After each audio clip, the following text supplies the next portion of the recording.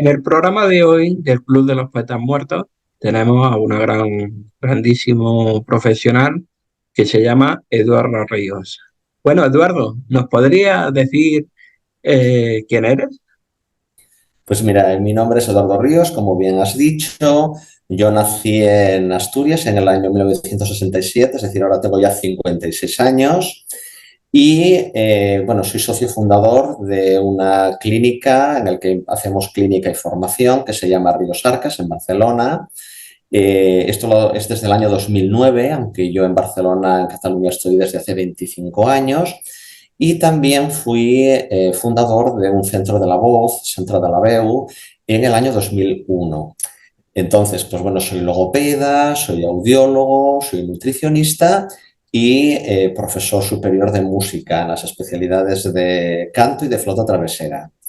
Y por otra parte, pues bueno, he colaborado con diferentes instituciones, fui miembro del Colegio de Logopedas de Cataluña en las áreas de salud y de bienestar y familia y colaboro pues como profesor asociado en la actualidad con la Universidad de Manresa en el grado de logopedia que es interuniversitario de Manresa y UOC y soy profesor de física acústica y audiología. Y creo que con esto más o menos pues puedo hacer Sí, un sí, resumen sí, sí, sí. de qué hago. Efectivamente. Pues como te he dicho, Eduardo, es un gran privilegio poder contar contigo. Y no sé si te lo han preguntado alguna vez, pero ¿qué te llevó a querer ser logopeda? Bueno, esto tiene una historia larga, porque y también tiene que ver un poco con el número de estudios que realice. Entonces, voy a hacer un resumen corto, pero que creo que puede ser además ilustrativo, porque al contrario de lo que ocurre ahora con muchos profesionales que lo que hacen es hacer unos estudios y luego especializarse, en mi caso quizás ha sido un poco lo contrario. Es decir, yo empecé a estudiar música, yo mi primera formación es como músico y acabé mi primera carrera con 17 años como profesor de flauta travesera. Entonces empecé a trabajar en un conservatorio privado, en una escuela de música privada en Oviedo. Y resulta que allí, pues bueno, impartía pues lo que eran lecciones de lenguaje musical, de coro, etcétera, etcétera, y me cansaba la voz. Es decir, como yo trabajaba muchísimo, pues yo tenía problemas de voz. Allí conocí a una profesora de canto, que era mi compañera, con la que estuve trabajando durante 2 años técnica vocal. A partir de aquí, ¿qué ocurrió? Pues que, bueno, yo hacía mis ejercicios, mis cosas, pero bueno, mi objetivo principal era no cansarme la voz y, sobre todo, el mejorar la técnica de tocar. Claro, en aquel momento la logopedia no existía ni como carrera ni como nada. Y entonces, en todo el ámbito europeo, los profesionales que hacían un poco el trabajo de la voz, sobre todo en este aspecto, eran o los profesores de teatro o los profesores de canto. Si los oyentes que nos están escuchando recuerdan, por ejemplo, la película de El discurso del rey, la persona que trabajaba era actor. Es decir, no existían los logopedas en aquel momento. Eso Ya, vino muchísimo más tarde. ¿Qué ocurrió? Pues que bueno, yo a partir de ahí empecé a trabajar con el profesor de esta profesora, que era una señora, bueno, esta profesora se llama Dolores Suárez, le tengo muchísimo cariño y quiero que aparezca el nombre porque aprendí muchísimo de ella. Y a su vez conocí a su profesor, que era un profesor alemán, que se llamaba Helmut Lips.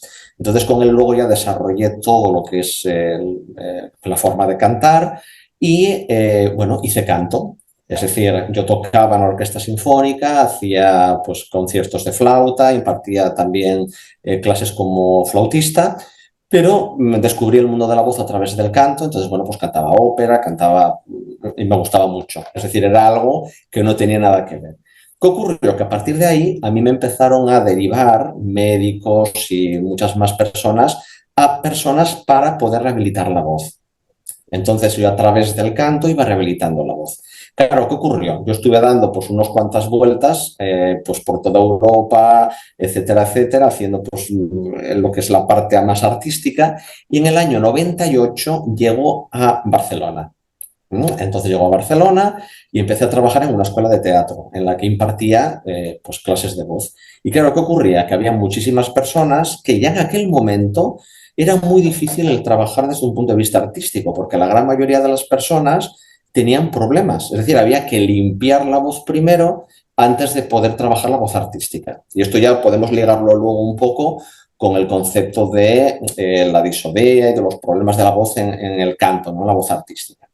¿Qué ocurrió? Que como de alguna manera yo necesitaba cubrirme un poco las espaldas pues, para poder eh, asegurar que tenía una formación más sanitaria, todavía no existía la logopedia, en aquel momento estaba a punto de crearse el colegio profesional, etcétera, etcétera, pues yo hice lo que es un máster en logopedia con la Universidad de Vic.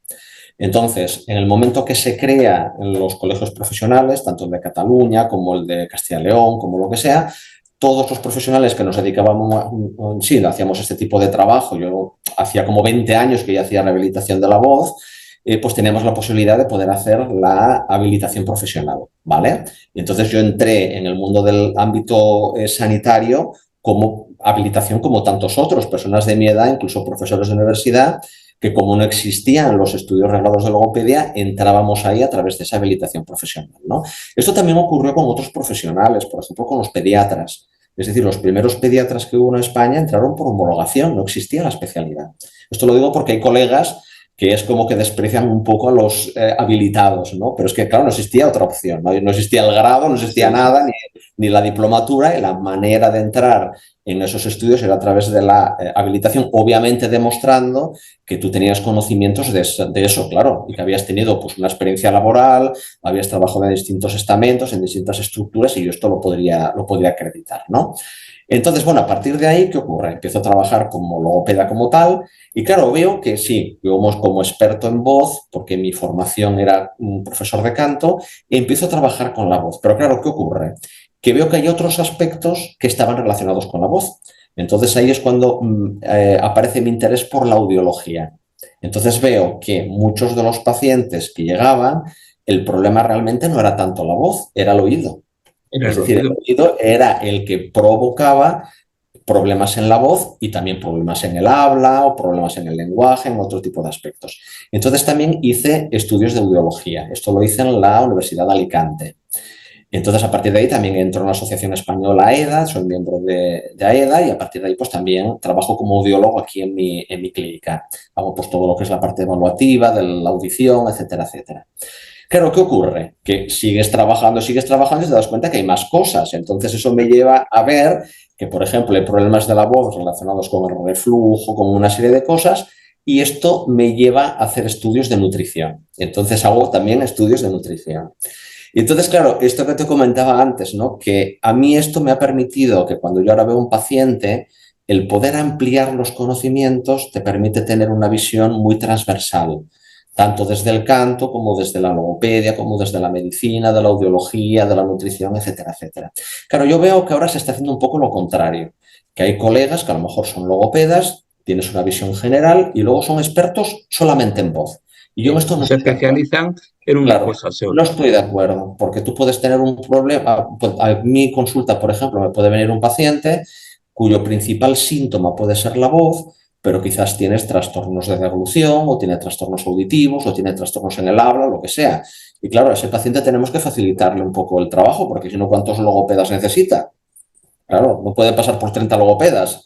Al menos puede ser que a ti te gusta más trabajar voz o tú te gusta trabajar más el lenguaje o lo que sea.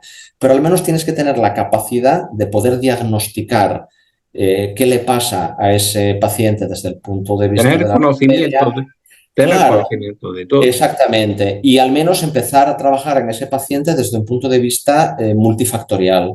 Que luego tu formación no te permite ahondar más, bueno, quizás ese paciente luego necesita trabajar con otro colega en aspectos más profundos de la deglución, pero yo creo que es necesario, porque si no ya bastantes problemas hay para que un paciente acuda a un logopeda como para que encima tenga que acudir a 30 logopedas. Es imposible eso. Entonces, como veremos luego, claro, la voz es algo en el que se reflejan muchos de los trastornos que están relacionados. Normalmente están relacionados entre sí, ¿eh? Es decir, es muy raro que te venga un paciente y solo le pase una cosa. Yo esto, al menos en mi consulta, no lo veo. siempre pasan varias cosas. Lo que pasa es que hay una que es más gorda, es más visible.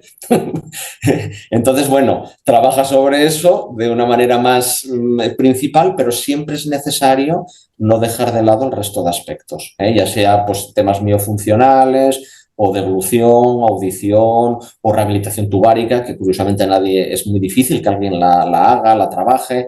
Entonces, claro, aquí cuando me viene un paciente se trata de hacer un diagnóstico transversal también. Y entonces, aparte que eso también es una cosa que podemos hablar luego, si quieres, de cómo yo hago un diagnóstico, en este caso, pues de la voz, bueno, y se trabaja luego la parte ya de rehabilitación o de reeducación que pueda necesitar un paciente. Iba a preguntar, Eduardo, ¿nos podrías decir alguna anécdota que te haya sucedido como profesor de música en canto? Muchísimas. Muchísimas, ¿no?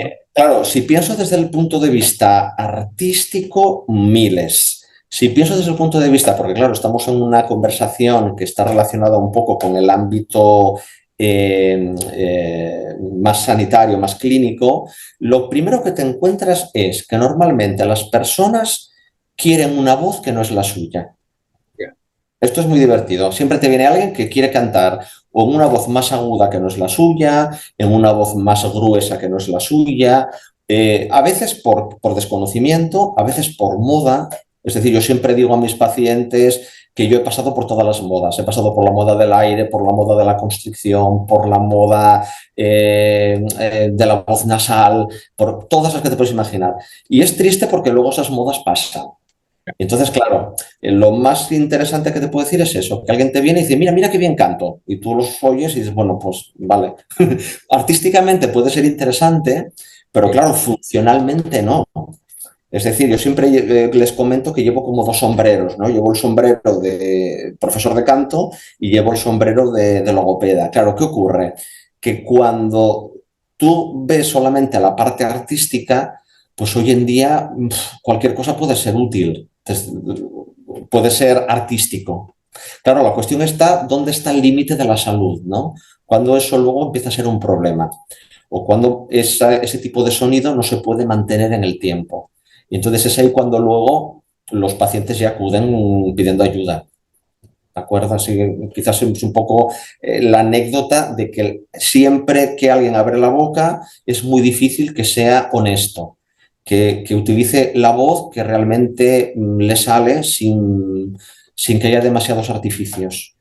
Eso Claro. sería...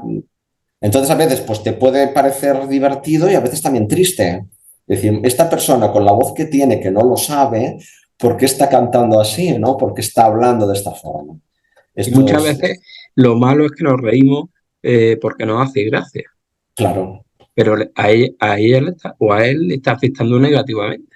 totalmente, totalmente. Bueno, o a veces no, porque a veces las personas hacen eso, quizás se están matando por dentro, pero bueno, la gente dice que bien cantas, porque es un sonido que puede estar aceptado.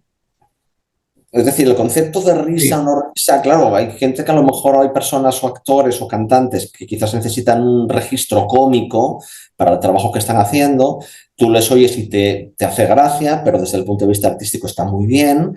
Pero luego esas personas sufren por dentro, obviamente, porque es como que cada vez que tienen que salir al escenario hay un desgaste, ¿no? Emocional y físico, y también hay un desgaste de salud. Y esto a veces no se ve desde fuera, pero ocurre muchas veces. efectivamente.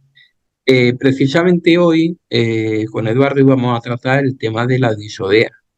Y bueno, te quería preguntar, ya tratando en la entrevista este tema, ¿qué es la disodea? Bien, la Para que disodea, para que nos nos pusiera un entienda, poco sí, pues, para que nos entiendan las personas que nos van a escuchar, la disodea sería el equivalente a a la disfonía en la voz hablada. Es decir, es cualquier alteración que provoque una dificultad a la hora de emitir voz cantada, que provoque pues, malestar, provoque dolor o incapacidad de poder mantener eso. Claro, ¿qué ocurre?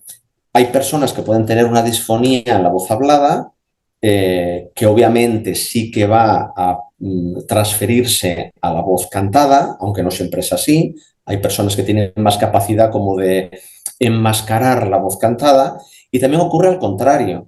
es decir, personas que hablan de manera pues normal, no tienen ningún tipo de problema, pero que cuando quieren utilizar la voz cantada van a tener una serie de comportamientos que no le permiten hacerlo. Pues o que no puedan hacer una voz, una nota aguda, o que les salga un gallo, o que tengan roturas en la voz, o que no lleguen al final de las frases, o que desafinen, o mil elementos que luego podemos, si quieres, comentarlos más tranquilamente, ¿vale? Pero básicamente, en términos generales, sería disfonía, voz hablada, disodea, voz cantada. Hay muchas personas que confunden el término disodea con disodia, y de hecho hay libros también, pero disodia como tal sería mal aliento. Es decir, sería el olor que desprende la boca cuando hay halitosis. ¿De acuerdo? Entonces, el concepto realmente correcto sería disodea. Pero Disodea. podemos encontrar libros que confundan los dos términos. Sí, sí, sí.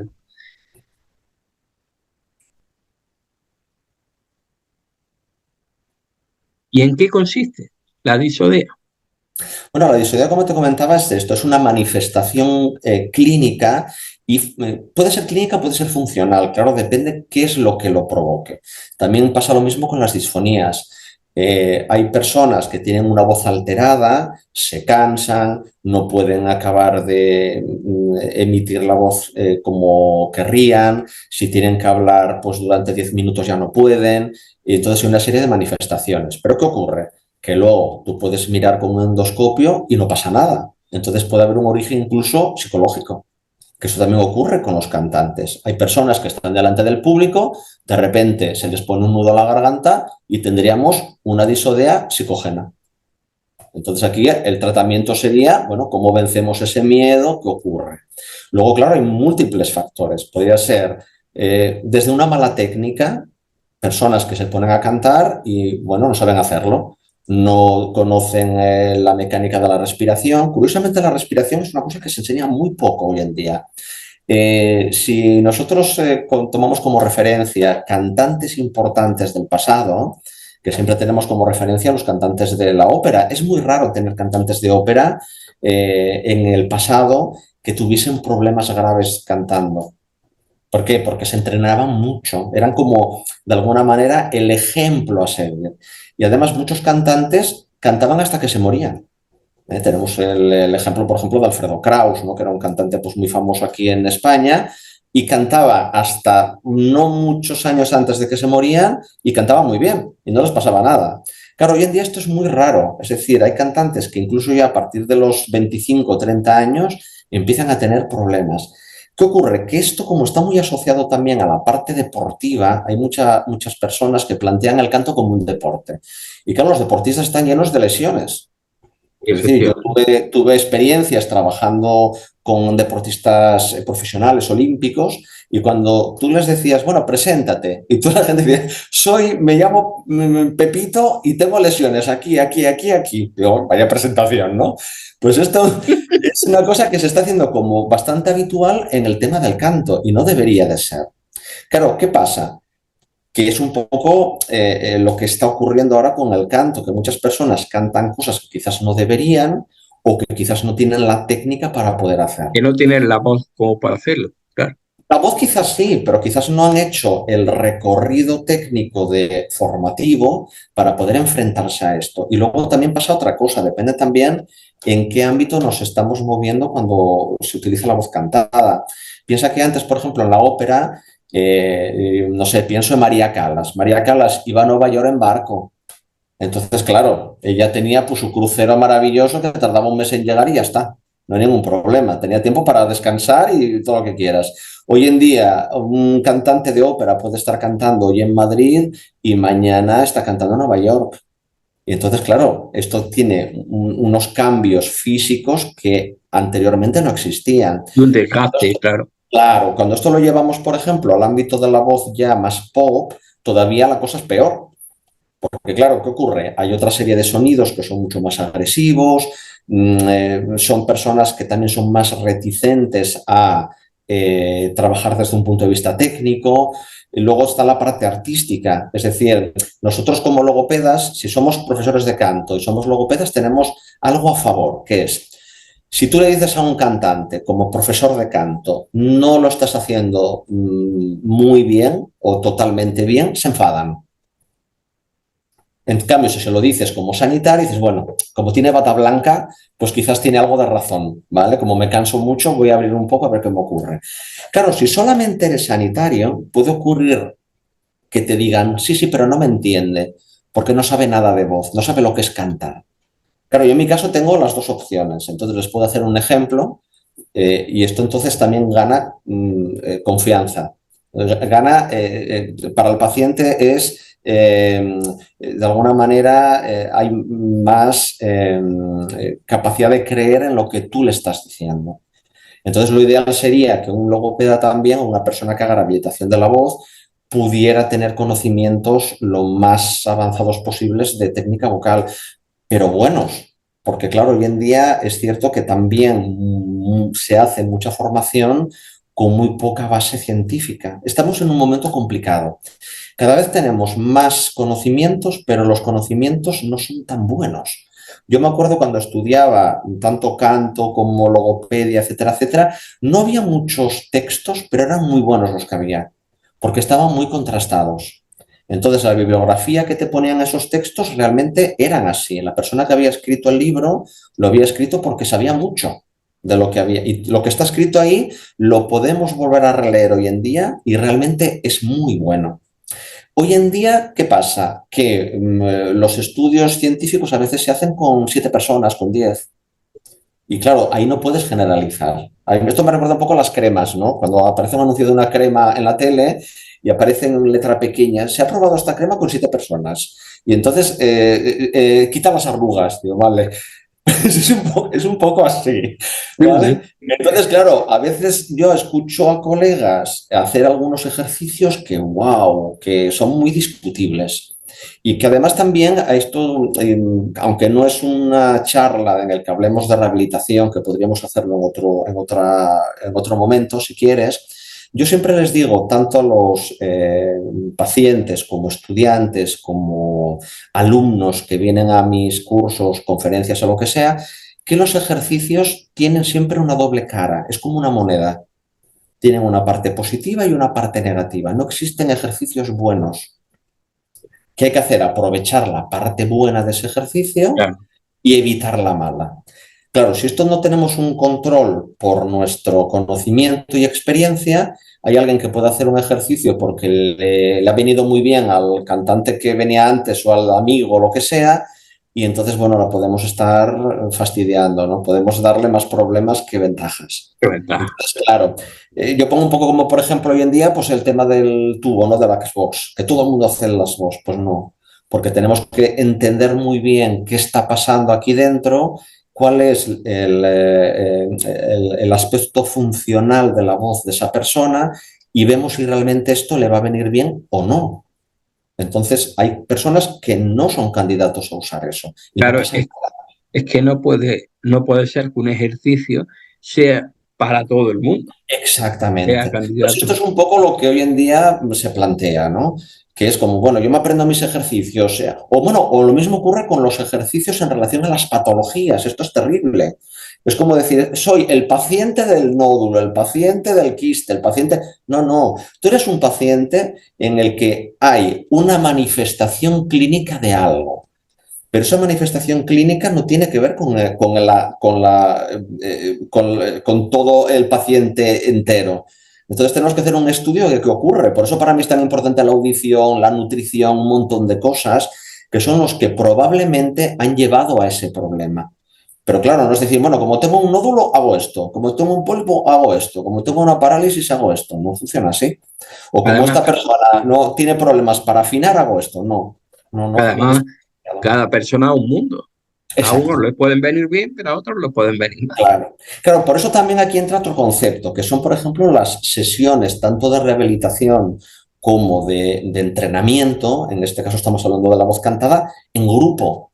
En grupo pues puedes trabajar cosas muy generales. Esto ocurre, por ejemplo, con los coros. Que cuando hay que trabajar con un coro, que a veces a mí me llaman y dicen, oye, pues queremos que les des unas clases al coro y tienes 50 personas con estructuras totalmente diferentes. Bueno, pues tratas cosas muy generales, obviamente. pues puedes tratar cosas como la respiración, puedes tratar cosas, pues bueno, como una emisión, una colocación de la voz muy básica, pero no puedes estar trabajando cosas demasiado profundas porque cada persona tiene aspectos diferentes y quizás una persona necesita hacer algo con los labios concreto y la de al lado lo contrario, porque la estructura es totalmente distinta. Entonces, claro, no es tan fácil. Realmente nuestra profesión es apasionante porque tenemos que dirigirla a cada una de las personas en el Cada ámbito en el in- que trabajemos. claro, a cada individuo en concreto. Efectivamente. Y esto quizás hoy en día estamos en un momento histórico en el que no es tan sencillo, porque claro, las personas quieren pues en 5 sesiones solucionarlo, si son en grupo mejor, si son online mejor. Claro, online quizás no hay otra opción, pero claro, son muy limitadas también, porque muchas veces hay que tocar al paciente y el paciente te tiene que tocar a ti. Claro, yo cuando tengo que hacer un ejemplo a alguien de qué hay que hacer con la voz, pues sí, puedes explicar cosas a distancia, pero claro, la sensación de que te puedan tocar, de que le puedas explicar, de que te puedas sentir, esto no es tan fácil. Mira, si fuese tan fácil, yo siempre digo lo mismo. Haría 4 vídeos, 4 libros y ya está. Y me voy a vivir a las Bahamas. Sería facilísimo. Pero claro, quizás lo que más me gusta a mí es la individualidad de cada persona. Si fuese para todo el mundo igual, probablemente estaría dedicándome a otra cosa. Eduardo, te iba a preguntar, ¿qué aspectos intervienen para que se manifieste un caso de ISODE? Bien, como hemos comentado anteriormente, una disodea es la manifestación artística que tiene un cantante cuando está utilizando la voz cantada. ¿Qué puede ocurrir?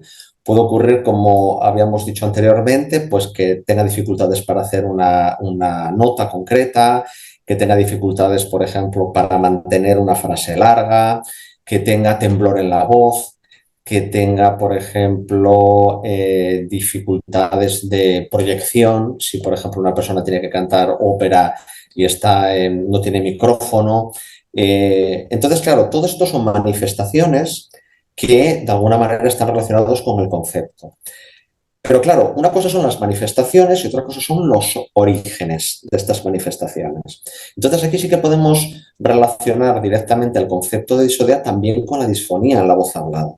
Entonces, ¿qué pasa? Hay unos elementos básicos que pueden hacer que una voz cantada no esté funcionando como querríamos. Partimos de un buen conocimiento de cómo funciona la parte corporal. Una parte corporal no significa que tenemos que estar estáticos y como una estatua, no significa esto. Pero qué dinámicas hay entre la distinta musculatura para que todos los elementos en juego, tanto musculares como musculoesqueléticos, estén funcionando de forma libre y entonces la voz pueda manifestarse. Claro, solamente esto no es suficiente. Ahí habría que añadirle también una buena coordinación de respiración, que esto es un mundo. Porque, claro, luego cada persona, sobre todo si son profesores de canto que no tienen muchos conocimientos fisiológicos, explican un poco pues, lo que pueden. Y a veces no tiene nada que ver con la fisiología, no tiene nada que ver con la medicina, ¿no? Y también ocurre lo contrario, es decir, si tenemos un logopeda o un fonoaudiólogo que quizás tiene conocimientos, pero no ha cantado nunca nada, también va a tener dificultades para poder hacer un pequeño ejemplo de cómo un cantante puede solucionar quizás la emisión de una nota concreta. Otro aspecto muy importante sería que ocurre a nivel de toda la parte articulatoria. En el canto es muy importante qué ocurre con el aspecto miofuncional, qué pasa con los dientes, funcionamiento de labios, funcionamiento del paladar, funcionamiento de la deglución, masticación, todo esto es muy importante y sobre todo la pronunciación. Es decir, en el canto lo que ocurre, por ejemplo, en el canto clásico, la ópera nació en Italia por algo. No nació y los quiero mucho, a mis compañeros fonoaudiólogos de Portugal, pero no nació en Portugal, ¿por qué? Porque el idioma está muy alejado de la vibración que necesita para poder proyectar la voz con el aspecto que necesita la ópera. Entonces nació en Italia, ¿por qué? porque allí cantaban en la calle las canciones napolitanas y se escuchaba en todo el pueblo. Es decir, era un idioma que ya de forma natural permitía hacer eso. Entonces, en aquella época, cuando nace la ópera en el comienzos del barroco, ¿qué ocurre? Todos los compositores, ya podían ser Mozart, que era austriaco, Händel, que era inglés, componían en italiano. ¿Por qué? Porque era el idioma que, además de que estaba de moda, facilitaba que la voz pudiera funcionar en los teatros. ¿Qué ocurre? Que luego, bueno, la gente empezó a pensar y decir, a ver, si en este país, en Italia, abren la boca y esto más o menos funciona, ¿cómo podemos hacer que esto vaya pasando al resto de idiomas? Esto es un poco el desarrollo del concepto del bel canto y qué ocurrió con el mundo de la ópera. Claro, luego va pasando la historia y llegan los micrófonos, llega el rock, llega la voz rasgada, llegan otra serie de elementos. Y claro, esos sonidos son artísticamente bonitos, pero no son tan sencillos de mantener desde un punto de vista saludable. Luego otro aspecto también que está relacionado con que una voz funcione bien y que nos permita que la voz cantada de alguna manera se manifieste correctamente y que no se produzca una disodea es el concepto de la impostación, que este es un concepto muy difícil también de explicar. Para mí impostación tiene que ver el contacto de la voz con los elementos de resonancia que tenemos. Y claro, resonancia no significa más grande, porque si no, por esta regla de tres, un violín, en lugar de hacerlo del tamaño que tiene, lo haríamos del tamaño de, bueno, pues de un contrabajo. Y es pequeñito. ¿Por qué es pequeñito? Porque para ese sonido, esto ya lo han hecho desde que existían los Stradivarius y los primeros violines que se hicieron. Claro, ¿qué ocurre? Vieron que ese era el tamaño ideal para ese sonido. Entonces, como cada persona va a tener una clasificación vocal concreta, que eso también es un concepto importante, es decir, qué clasificación vocal tenemos, si tenemos una voz aguda o una voz grave, si vamos ampliando el término, si es una voz de tenor, barítono y bajo para los hombres, o de soprano, mezzosoprano, contralto para las mujeres. Claro, esto tiene mucho que ver con la estructura genética que tiene una persona, con cómo son sus cuerdas vocales, etcétera, etcétera. Entonces, claro, hay una serie de estructuras que cuando nacemos ya, esto funciona. Siempre nos ponen de ejemplo el por qué un niño cuando llora, llora un montón de horas y no le pasa nada. Bueno, pues porque su sistema está en equilibrio. Claro, ¿qué ocurre? Que cuando ese sistema nosotros lo cambiamos porque nos gusta un cantante concreto, pues bueno, aquí empiezan los problemas. Claro, entonces, claro, el concepto de la voz es algo que se va desarrollando a través del idioma, de la cultura, de cómo hablan en casa, de cómo hablan los profesores, y esto se va manifestando y se va cambiando. Hay personas que lo van a poder mantener en su voz hablada o cantada de una forma sana, y hay personas que ya incluso desde pequeños, y esto cada vez lo vemos más, van a empezar a entrar en disfonías y en alteraciones clínicas. ¿Pero por qué? Porque los ejemplos que hay, pues bueno, no son tan saludables. Es decir, anteriormente tú escuchabas un cantante y ese cantante, bueno, tenía una calidad concreta y aunque tú lo imitaras, era una imitación que no estaba tan mal. Claro, ahora si tú imitas a un cantante que por lo que sea no tiene una voz muy saludable, probablemente vas a acabar con algún tipo de patología. Siempre explico como ejemplo lo que es la voz con aire, que esto es algo muy interesante porque nacen en los clubs de jazz de Nueva Orleans. ¿Por qué? Porque se fumaba mucho. Entonces, cuando allí la gente ya cantaba, ¿qué pasaba? Pues que iban teniendo problemillas relacionados con el humo del tabaco, las voces eran con aire, era un poco... Y luego esto, pues bueno, sonaba bonito. Y entonces, claro, una cosa es que suene bonito y alguien tiene esa voz y es la que tiene, pero que te venga alguien y que quiera utilizar ese sonido porque está de moda o porque les gusta utilizarlo. Entonces, claro, aquí es cuando entran quizás un poco los problemas. Claro, cuando cantas un tipo de canto que es bastante... abres la boca y te da igual. Esto ocurre un poco también pues con los primeros cantantes de ópera. No es lo mismo la ópera que se canta hoy en día que la ópera que se cantaba pues, a principios del siglo XX. Es decir, era un tipo de emisión mucho más natural. Pero claro, todo eso va cambiando. ¿Por qué? Porque van cambiando las modas, va cambiando el concepto de sonido, va cambiando... Pero esto pasa con todo. También pasa, yo como nutricionista puedo hablar un poco del concepto corporal. Es decir, no es lo mismo la estructura corporal que hoy está de moda a la estructura corporal que quizás estaba de moda pues hace 100 años o hace Claro, 200 años o claro. 300 años. Entonces, claro, tenemos que distinguir qué es bonito desde lo que es la norma social y cultural de un momento concreto y qué es sano. Entonces son dos cosas totalmente distintas. Entonces, claro, nosotros como logopedas y como fonoaudiólogos, ¿qué tenemos que defender? ¿Qué es sano?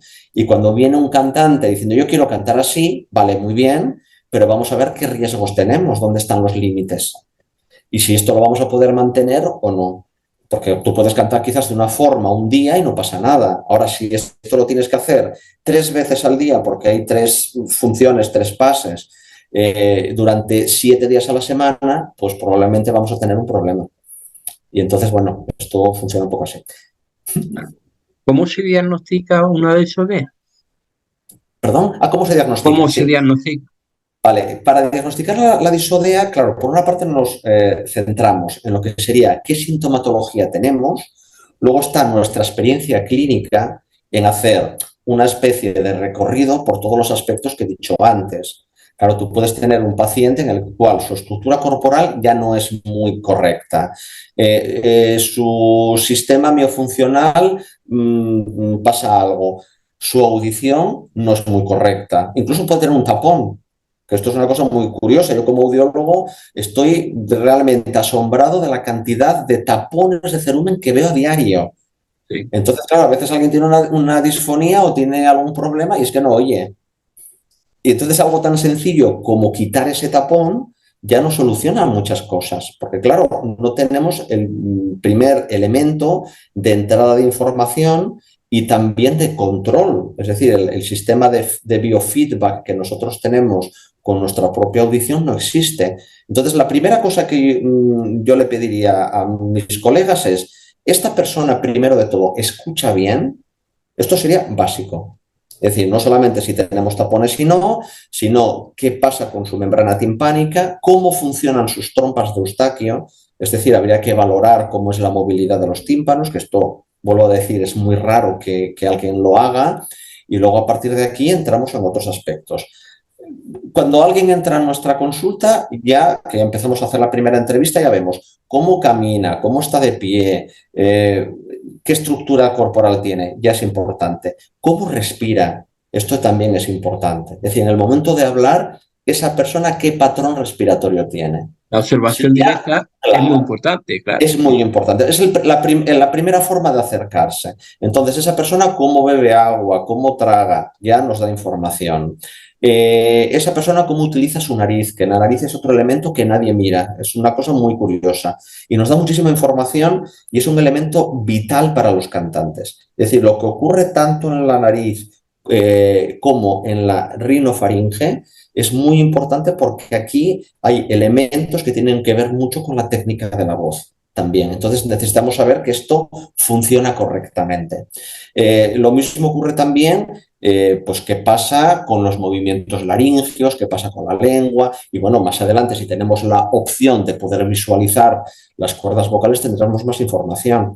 Pero ojo, a diferencia de lo que hace un otorrino normalmente va buscando algún tipo de patología, porque es su trabajo. Es decir, primero, ¿tengo inflamación, sí o no? ¿Tengo alguna lesión que pueda ser operable, sí o no? Y buscan eso. Entonces buscan qué medicación puedo facilitar, qué intervención quirúrgica puedo facilitar.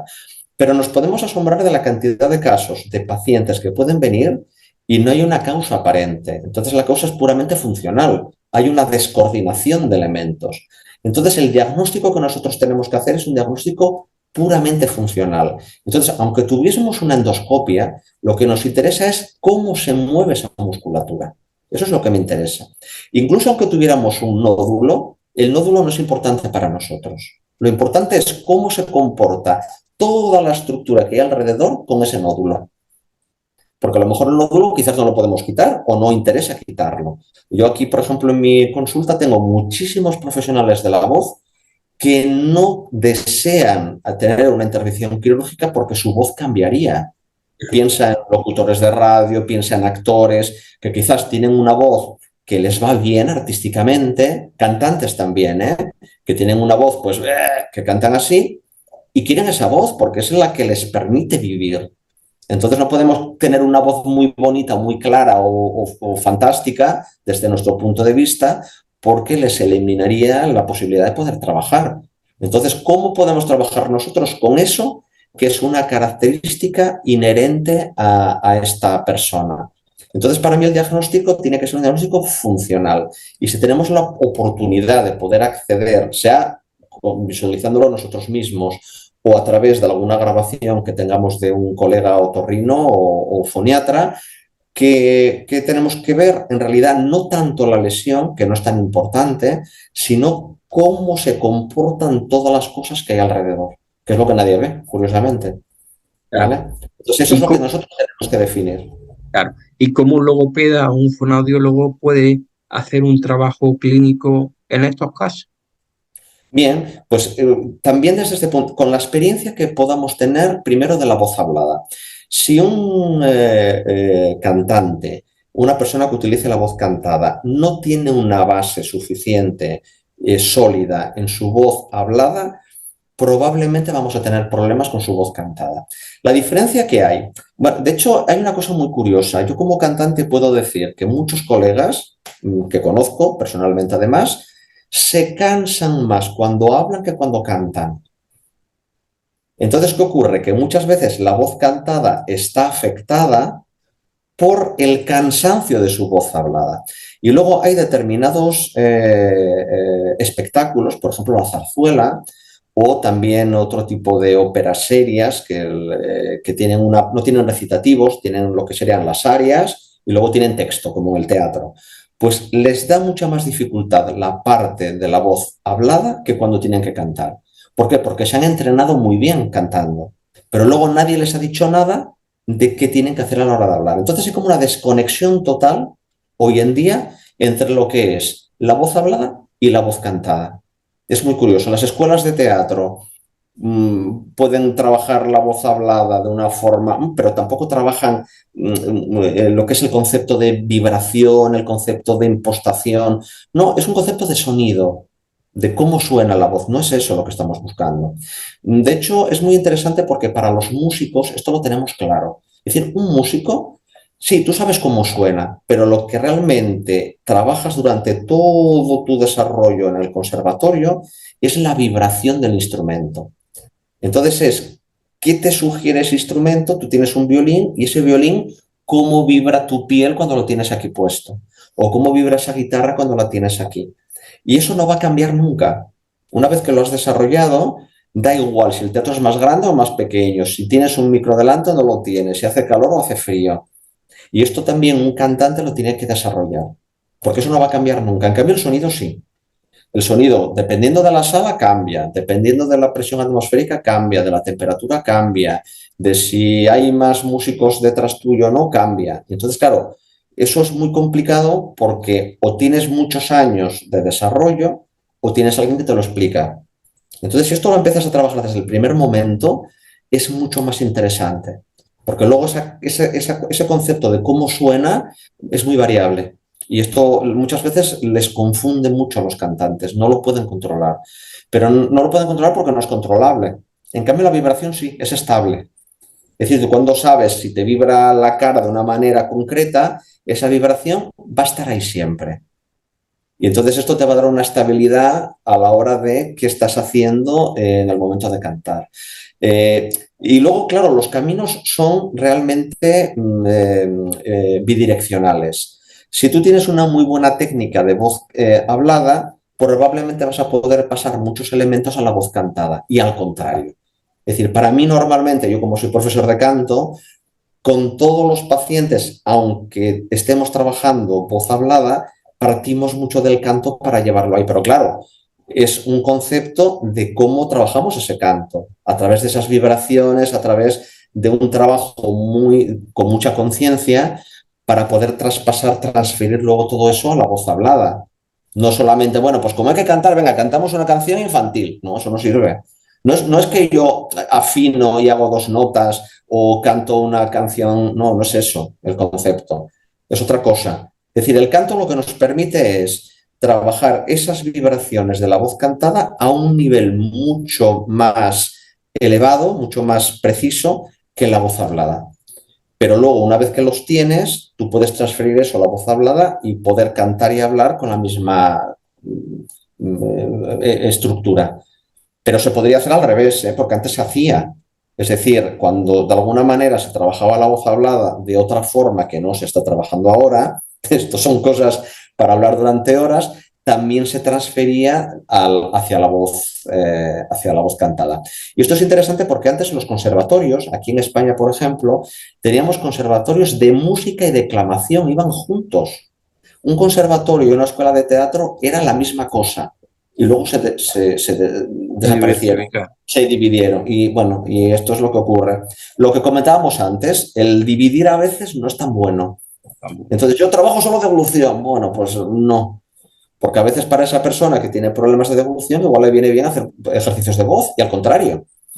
¿Me entiendes? Es decir, Sí, sí, sí. claro, es la misma estructura que se está moviendo para dos funciones distintas, pero que en realidad es la misma musculatura, ¿no? Y nos pueden ayudar. Eduardo, te iba a preguntar, ¿de qué manera se ha visto afectada la voz durante el tiempo de pandemia?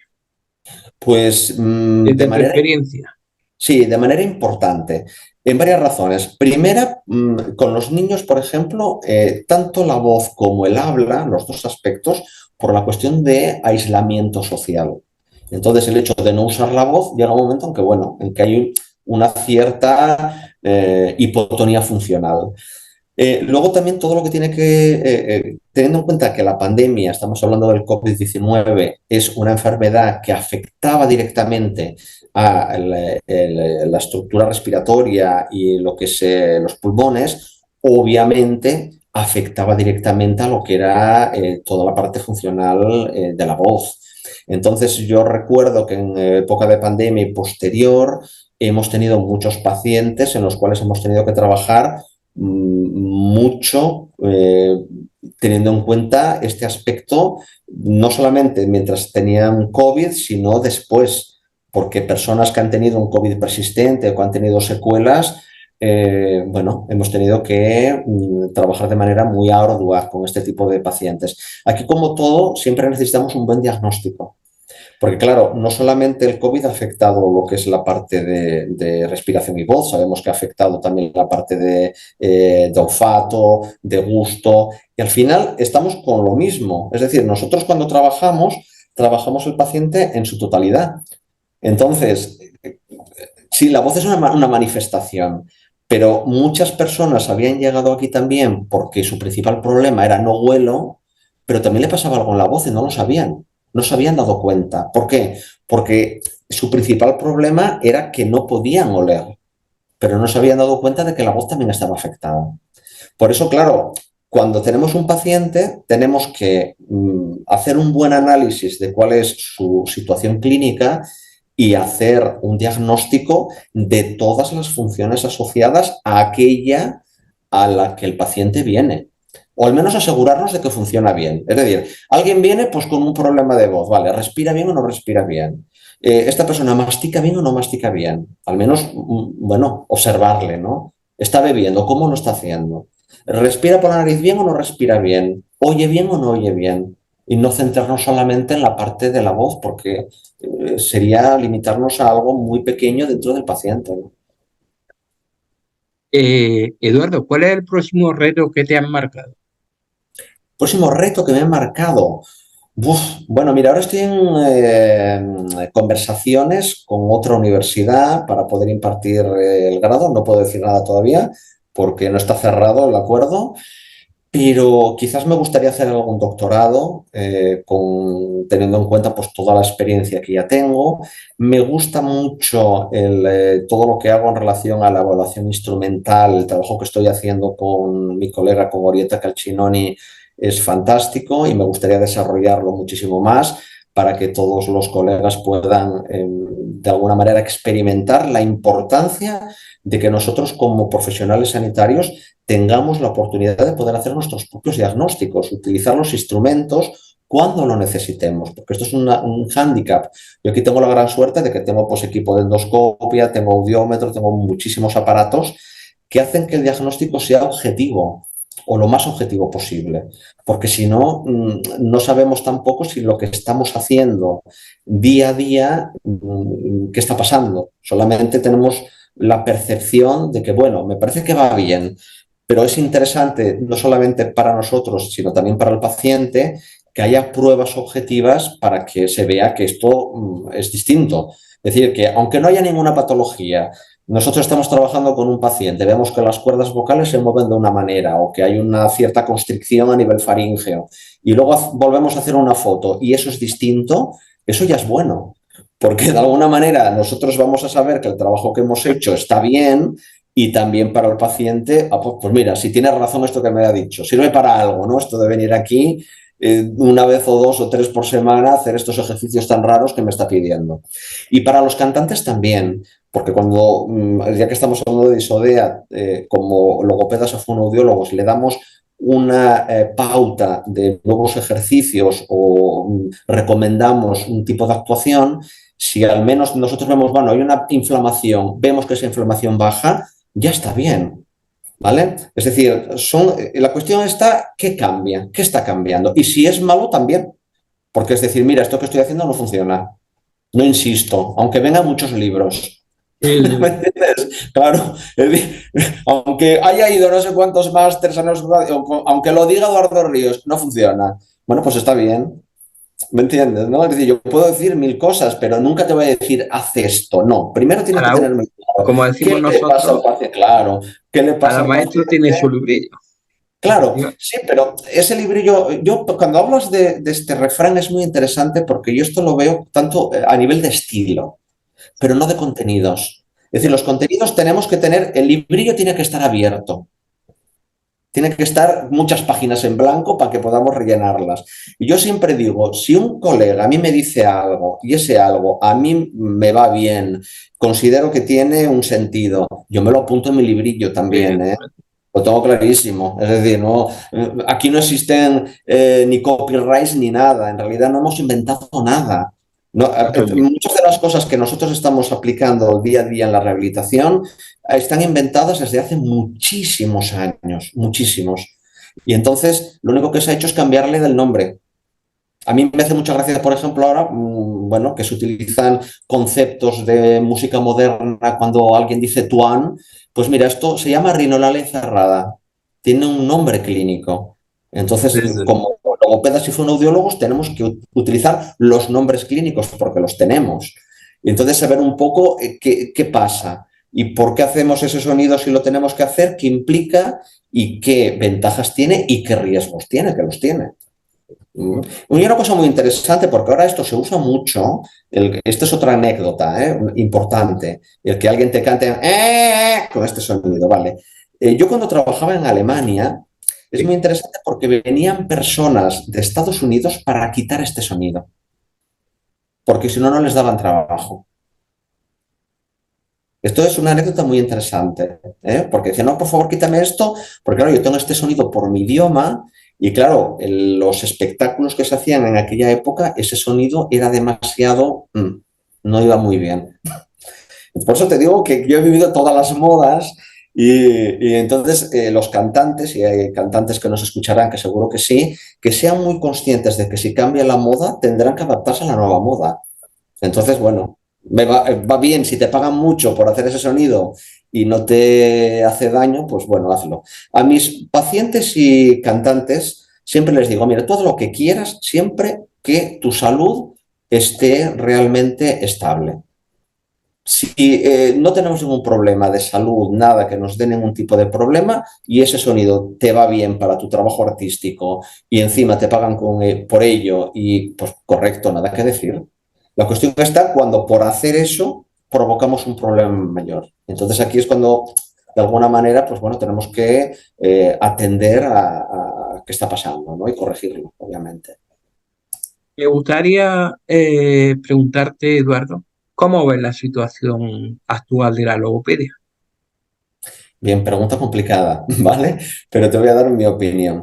Mira, por una parte, yo cada vez estoy más contento y más feliz de que sea una profesión cada vez más conocida por el público, que haya más centros universitarios que lo impartan, que haya personas, pues como nosotros, yo también veo que tú tienes pues mucha pasión por la profesión que defienda esto y que cada vez los pacientes tengan más acceso a conocer esta disciplina y que puedan tener la oportunidad, al menos una vez que conocen la disciplina, de saber que tienen la opción de un posible tratamiento, solución a su situación. Esto por una parte.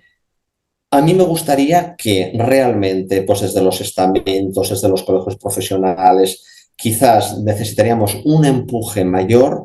Yo quizás a un nivel parecido a nosotros, muchas veces envidio a los fisioterapeutas aquí en España, porque tienen realmente muy desarrollada la legislación, hacen diagnóstico de manera habitual, utilizan aparataje como ecografías, hacen punción, hacen prescripción, hacen tantas cosas que nosotros legalmente podemos hacerlo, pero no está desarrollado. Luego también envidio muchas veces a colegas pues, del ámbito anglosajón, pues como el Reino Unido, tienen unas legislaciones fantásticas, allí realizan, por ejemplo, endoscopia de manera habitual. Lo mismo ocurre con Estados Unidos. Yo soy miembro de la Asociación Americana de ASHA y entonces estoy muy al día de lo que hacen. Y entonces, bueno, son profesionales sanitarios que están al mismo nivel pues, que cualquier otro. ¿Qué nos puede faltar quizás? Pues bueno, que podamos tener una interlocución con otros profesionales pues de manera tranquila y al mismo nivel. Quizás a veces pecamos de prudencia o hay un cierto temor a que si decimos algo a otro profesional, pues bueno, no nos haga caso, pero si no lo decimos no lo van a saber. Entonces sí que hay necesidades que necesitamos de otros profesionales. Es decir, yo cuando derivo a un paciente, a un otorrino, lo derivo porque necesito información, necesito que me diga su opinión y necesito saber muchas cosas. Necesito saber qué etiología tiene de lo que le ha pasado, que a veces no lo sé, y qué pronóstico. Es decir, que si vamos a hacer una intervención, ¿qué va a pasar? ¿Qué va a pasar si se la hacemos? ¿Qué va a pasar si no se la hacemos? Etcétera, etcétera. Porque es una forma también de poder luego evaluar nuestro trabajo dentro de todo el circuito, ¿vale? Eso por una parte. Y luego, pues bueno, en ámbito a nivel mundial conozco bien a otros colegas lo que están haciendo en países como Argentina, donde tengo muchísimas personas que quiero mucho. Me encanta que cada vez haya personas que trabajen con tanta pasión.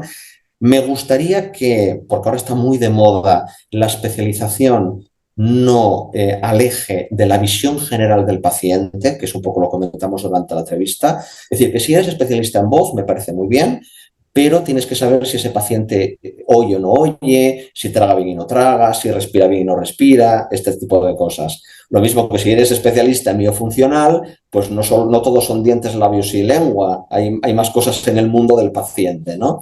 Entonces, aunque te dediques a hacer una cosa, no puedes desligarte de otra. Tampoco veo bien el que no se atienda al el rango total de la edad de los pacientes. Es decir, hay personas que quizás pues, tienen preferencia por trabajar con niños o por trabajar, pero por ejemplo nos olvidamos de los mayores y todos nos hacemos mayores. Yo ya tengo mis canas, mi edad y es un tipo de perfil de paciente que necesitará mucho trabajo y no solamente es, pues eso, trabajar en el ámbito de niños. Luego quizás me gustaría, al menos aquí en España, que hubiese un perfil más clínico, que lo estamos consiguiendo, y quizás menos educativo, aunque la parte educativa es muy importante. Es una parte que trabajamos los logopedas y obviamente está ahí. Pero incluso aunque trabajásemos la parte educativa, no perder el aspecto clínico. Porque muchas veces nos olvidamos de que un niño puede tener quizás una dislexia porque no oye.